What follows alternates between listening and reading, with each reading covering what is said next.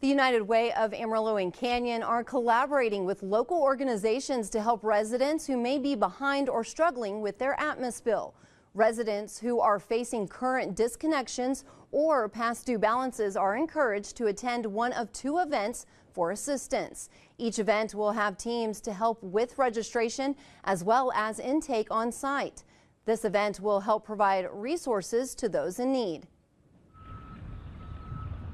Atmos Energy being present and helping us through this. All three of our organizations are going to have staff on site to accept the bills and the IDs of anyone that may have a payment plan in place already, a past due bill, or a disconnect notice.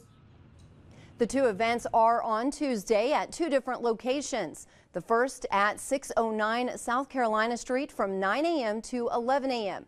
The second will be held at 816 South Van Buren Street from 1 p.m. to 3 p.m. You need to bring your most current bill and a photo ID in order to register for assistance.